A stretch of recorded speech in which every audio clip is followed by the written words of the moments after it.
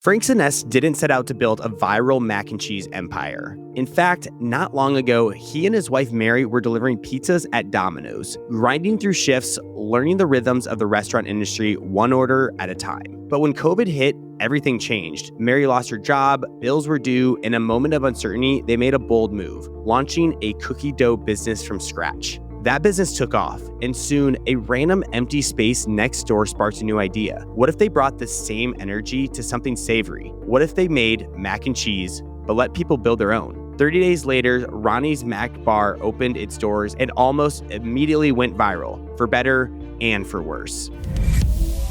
I'm Ryan Atkinson, and you're listening to the Upflip Podcast, where we uncover the secrets of building and running successful businesses. Today, Frank's here to share how they turned negative press into loyal fans, how they built a 7-figure franchise with under $20,000, and why raw, honest content might just be the most powerful marketing tool on the planet. Frank, so excited to have you on, the founder of Ronnie's Mac Bar. Thank you so much for being here today. Hell yeah. Yeah, thank you for having me, man. This is exciting. Yeah, I'm excited to have you. I was telling you beforehand, my family loves this. I still need to get down to Ames, Iowa to do it. I'm super excited to have you here. But before we dive into Ronnie's Mac Bar, let's go back to the start. What was going on in your life when Mary lost her job during COVID, and how'd that lead to Do Re Mi? We've always been, restaurant related. So, restaurant adjacent. I've always been restaurant operations, managing restaurants and, multi-unit and all that fun stuff. And that's what I was doing, up until COVID started. Mary, same thing. She was in HR with restaurants. She had a lot of restaurant background, and she was actually moving to a brand new job that she was going to have. It was already set in stone. The thing was signed. It was like, hey, she has the job. Great. We're going to go do it. Literally like 2 days later, then COVID happened and it shut down all of the locations that she was going to be overseeing as, HR. So all of a sudden we're like, everything that we thought, our future was going to be, at least the near future, completely changed. We're like, okay, all of our income now, we just moved over to Texas. So we didn't have, we were from Tennessee, so we couldn't just go back to the same job we had, blah, blah, blah. So we're like, well, we got to do something quick. One thing that she really was passionate about was cookie dough. She loved making it. She was great at it. And, she's like, I'm just going to throw it on the side until I can find a job. We're just going to make some cookie dough and I'm just going to sell it to some friends or going to sell it to whoever wants to buy it. And we'll figure out how to do it from there. And that's really what kickstarted it, was just a mutual drive for not stopping, not wanting to stay still and always looking for that next thing. And, she had that drive initially and got us to push on to start entrepreneurship. Nice. I love it. Well, let's talk about Do Re Mi, because cookie dough, everyone loves cookie dough. Who doesn't love cookie dough? But was there a moment when you're like, holy smokes, like this cookie dough idea might actually work? Was it when you're getting friends? When was that moment for you? Yeah, I think the moment was, very early on when we were looking at opening our first storefront. So we had enough, customers coming through that were like, hey, this is a viable business. Let's look into this. I was still working my full-time job, and that was our, 100% our main source of income, other than, everything we were doing at Cookie Dough, we were just reinvesting back into it. But, we did a crowdsourcing thing where we got several $1,000s of backers that really wanted to see us succeed into a storefront. I was like, dang, we got a lot of people that really want to see this go. And then, my mathematical brain is like, okay, let's just do the numbers. How many do we need to sell to keep making rent, to at least break even? Great. How much, what do the logistics look like? And I was like, you know what? That's not as bad as I thought. I think this is viable, so let's go into it. And I think that was the moment where I was like, hey, this could be onto something, I didn't even know what was coming, a year later or so with cookie dough, but that's definitely what started the move there. And listeners, I know we're really winding through this because I do want to get to Ronnie's Mac Bar, but Do Re Mi was successful. You guys scaled to 3 locations here. Before we dive into Ronnie's, what did that growth teach you about scaling a restaurant business? I forget the saying, simple scales and something else fails, but basically being complicated. That's a mantra that we've lived by for a while, but it proved itself within Cookie Dough where, we were able to go within a very short period of time from nothing to having 3, locations, building out, a warehouse and having, an online e-commerce business that was, doing better than our stores, even just because of our ability to get cheap leads, if you will, from social media. And that was really what unlocked our thinking of, okay, wait, we can scale a business like this. That's ultimately what led to what we're going to talk about with Ronnie's.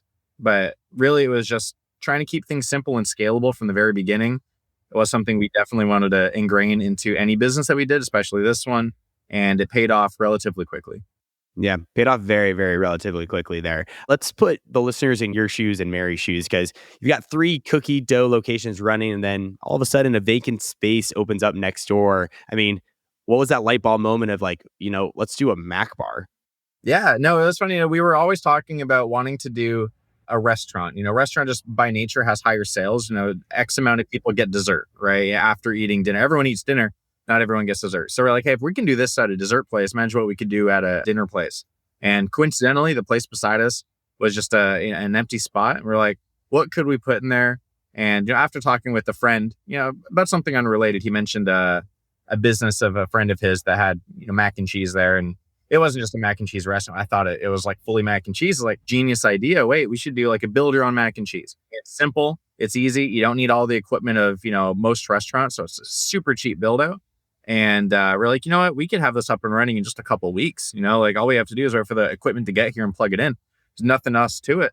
So really, that's what got us thinking, hey, let's do it. And then when we looked into the logistics, we're like, let's just move fast. Let's figure it out as we go and get it done and get it up and running as quickly as we can to figure out what we don't know and then fix it from there. Yeah, and moving fast, I think, is like an important part to like your story here because you guys opened in 30 days. You identified the equipment that you needed, and you guys like, holy smokes, like we got a business. I mean, how did you move so quickly from like concept to launch? Was it just like truly being like, we need to take action on this, or like what like really motivated you guys move so quick? Was it opportunity? I mean, the opportunity was definitely there. I think for us, I mean, I like to put little life hacks. I procrastinate a lot. I do well. I hit things by the deadline, but I do them at the last minute, right? So I was like, hey, if we just put a date on this, let's just sign it now. We have to get it done in 30 days. Otherwise, we got all this rent that we won't be able to pay. That lit a fire under us, intentionally. To be like, okay, well, we got to figure out. There's a way to do it. Elon Musk in his book with Walter Isaacson Walter talks about it. It's like, hey, some engineer at Twitter said it was going to take like 6 months to move the data centers over. And he was like, what the hell? He went in there with a knife, cut it out. He's like, oh, we got it done in 3 days. And there was no issue, So it's a matter of just taking those timelines that most people think of and be like, how short can we make them? What has to happen to make that actually possible? And that's one example, of something that we did for Roni's, but, it's something that we try to keep ingrained within our team and within our franchisees. Like, hey, we can get it done today. We don't need to reconvene next week or, next month to figure it out. So that was kind of our first go at that. There's a law out there called like Parkinson's law, where basically time will fill to like the deadlines that you have. So it sounds like really a key to entrepreneurship, and listeners like take note of this, is like, beat Parkinson's law, like don't procrastinate, take action. I know in my own entrepreneurial ventures that has been true. And it sounds like that was true to you guys. You like really identified the idea, then moved on it. Yeah, 100%. So going out to one of your principles, your laws of food is simplicity and a familiar twist. That's what you need to build like a food concept on. Why do those principles work so well in food? And like, how did you apply it to like mac and cheese then? The familiar with the twist part really helps anyone looking into food because you don't want something that's too out there where you have to A, educate people on it, or B, it's more of a fad. Let's say, like fidget spinners, for example, they were a fad. They're not something familiar. People didn't know what the hell they were. They got educated on what they were. They got them. And then, the fad went away. Frozen yogurt, I think there was a time where there was, a lot of frozen yogurt spots. I don't see a lot anymore. Nothing is, I love frozen yogurt, by the way. But, the idea is there. It wasn't around, at least it wasn't popular, years ago. But you take something like an ice cream shop. You go into an ice cream shop that's been around, since, forever, 100 years, more ice cream shops. You go in there, you scoop the ice cream, you get it in a cone, you get it in a cup, whatever, you walk away with your ice cream. That's not going away. So that's familiar. So our cookie dough spot was just like that. It was literally an ice cream shop. It just had a little bit of a twist, which we replaced the ice cream with cookie dough. It wasn't anything crazy different. Everyone knew what to do when they walked up. They knew they were getting a sweet treat. They could add toppings. It was just like an ice cream shop, but with the twist. So it sets you apart from all the other ice cream shops out there. It makes acquiring customers a lot cheaper because you're not competing with them as much as you normally would be. And, you're able to price your things in what works for you rather than having to add more value than the other guy. Our value is in the fact that we're one of the only ones with cookie dough. So people paid a premium for that, and it did really well in store and online. Same thing with the mac and cheese place. Took something that, hey, everyone knows how a restaurant works. It's a build your own restaurant. You go up, it's like a Chipotle is a great example of how a restaurant works. And mac and cheese, familiar. Everyone knows mac and cheese. It's not some crazy food that you have to, that's just going to go away in a couple of years and no one's going to try anymore. So pairing the two together, which is rarely done, having a mac and cheese as an entree restaurant, build your own, is something unique. It's got a twist on it. So that's what we would look for if we were to start another business like this. Most people spend months, sometimes years, just thinking about starting a business. But what if you could do it in just 10 days? That's exactly what the 10-day business launch plan is designed for. It's a step-by-step roadmap that takes you from idea to real operational business in just 10 days. Click the link in the description below and get ready with your business.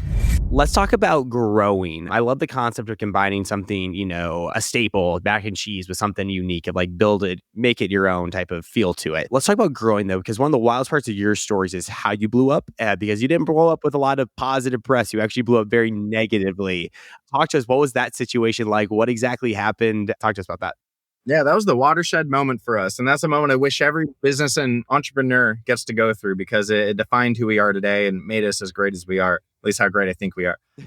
What happened was we're like, okay, we have this idea. Let's just throw some stuff on the social media, just like everyone else is doing. Great. They're doing it, so it must be doing something. Turns out most people doing it, it's not happening for them. They're doing it because everyone else is doing it. So you had to be tactful. We didn't know that. We just threw it on there for fun. And we're hoping for the best, hoping to see some returns. A couple of videos in that we just posted, one randomly blew up and got like 30 million views or something crazy. And, most of the videos getting like 200.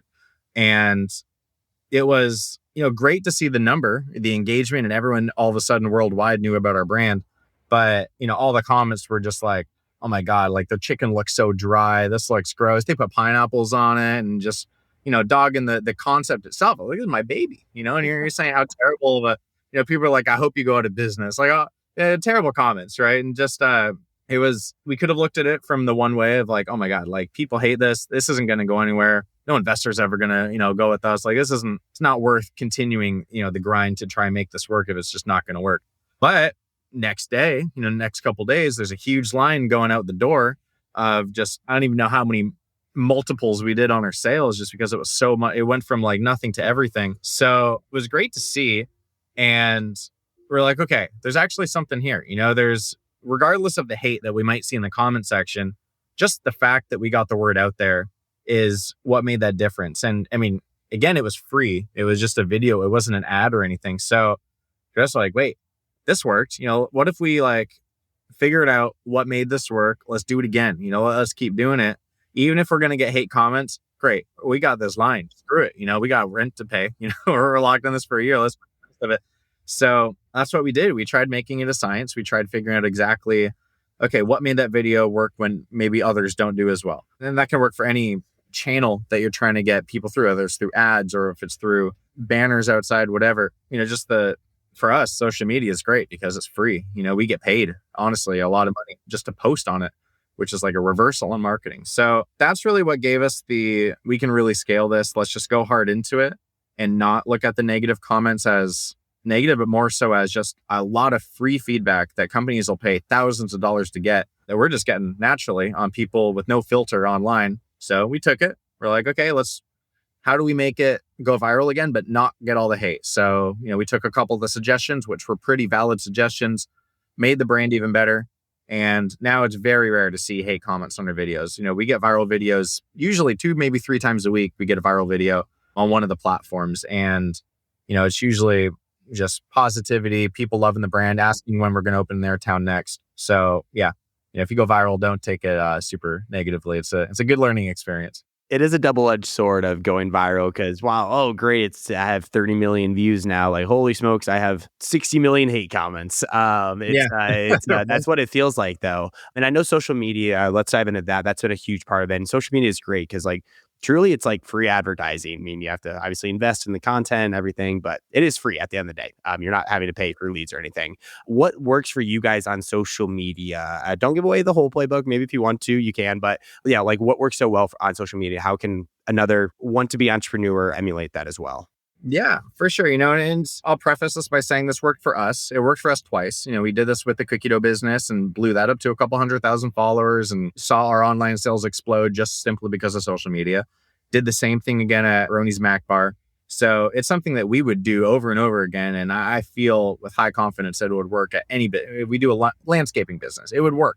I see it all the time. Guy puts up a camera and just films them cutting lawns. All we do is B-roll with a voiceover of a story. And, sometimes we do some skits and whatnot. But, for us, what really made it easy, and, if I were to teach a new person to, hey, how do you go viral on social media? How do you, get all your free leads from social media, not have to worry about paying ads? I would just say, focus on maybe 2 or 3 things. One, quantity.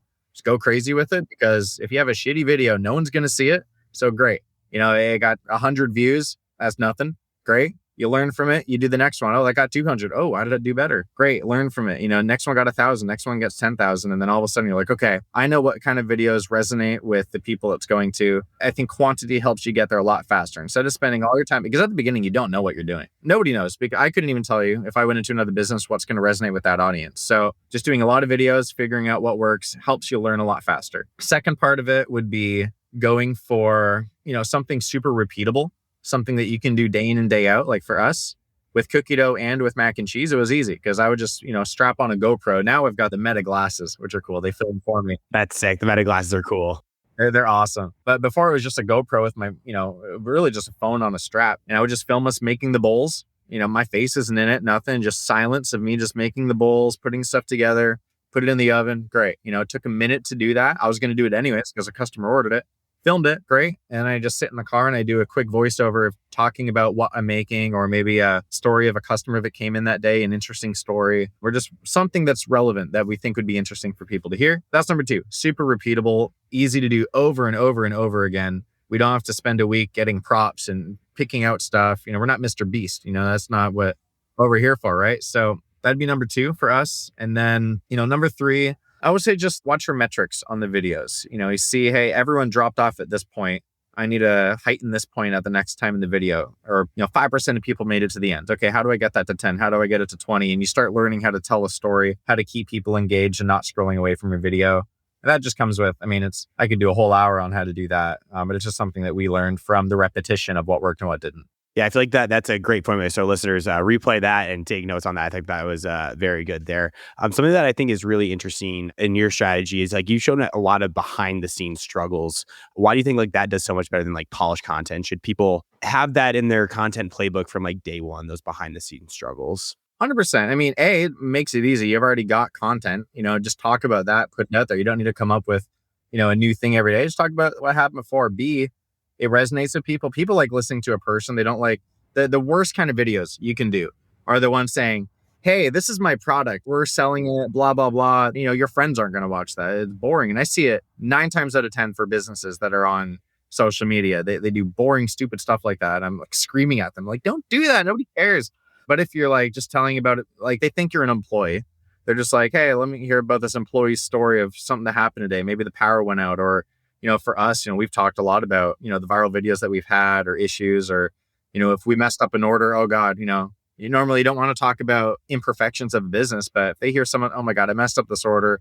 Here's what happened. Here's what I did. But like, you walk people through, they put themselves in your shoes, and that's what works for us. Other people do different models, but don't go for advertising. That's not the point of social media. Social media is to get your name out there. It's not to advertise. We advertise a lot on ours. It's, I wouldn't even say subliminal, but like, let's say we have a deal coming up. We'll tell a story about last time that deal, did something that was interesting. Like, oh yeah, last year when we ran this deal, here's something crazy that happened. And then by the way, a little CTA at the end. It's like, hey, this weekend we're doing the same deal.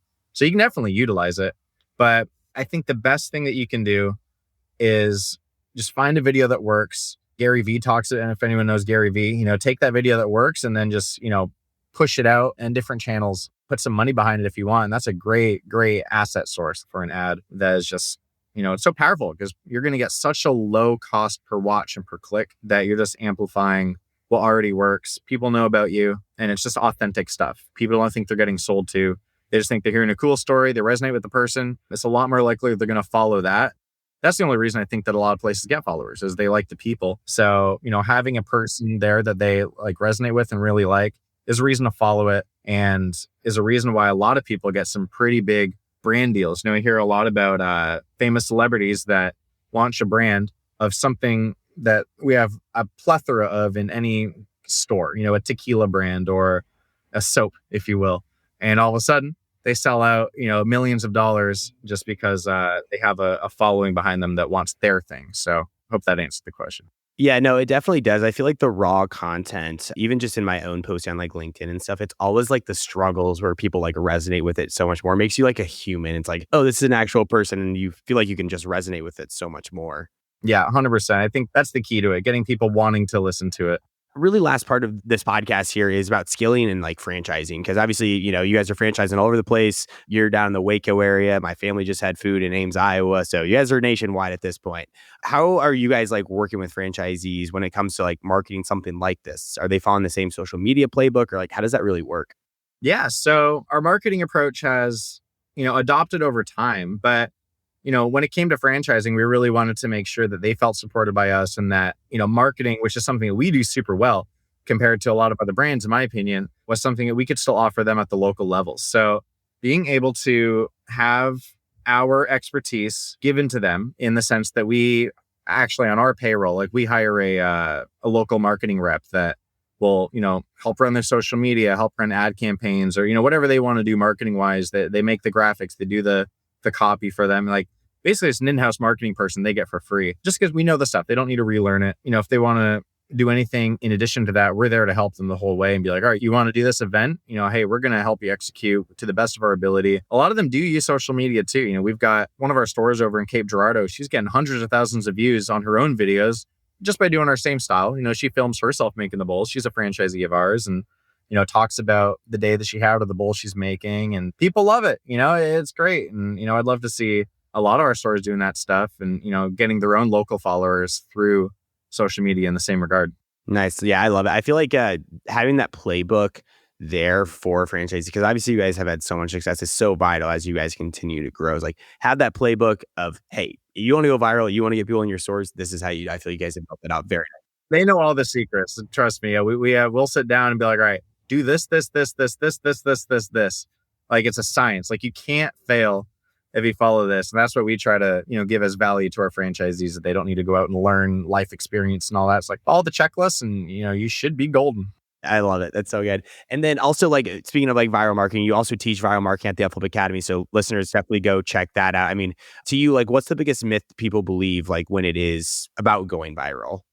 Yeah, I think a big myth that everyone believes is quality over quantity, and I disagree. Quality is definitely important, but I mean, you're going to post a video that you think is the worst thing in the world and it's going to go viral. So, the quantity is what helps you get there a lot faster, and quantity by nature will give you quality. You're going to get better. You used to see our videos from the very beginning. Terrible audio quality, terrible video quality. The storytelling is terrible, low quality. But we did so much of it that we just got so good that we knew it was going to work. And I think focus on quantity, focus on getting into a rhythm as many times as possible on a daily basis, weekly basis, hourly. When we started, we were doing one a week. And then we're like, oh, let's do 3 a week. And then we do daily. And now we do like 3 times a day of just videos going up. So we do a lot of content just so that we can get better that much faster than other people. Let's go to our Fan Blitz questions, Frank. And these are questions from our community. And listeners, if you want to join in on world-class entrepreneurs, go to www.youtube.com/upflip and submit your questions there. But Frank, ready for our last 5 here? Let's do it. What's your go-to mac and cheese combo?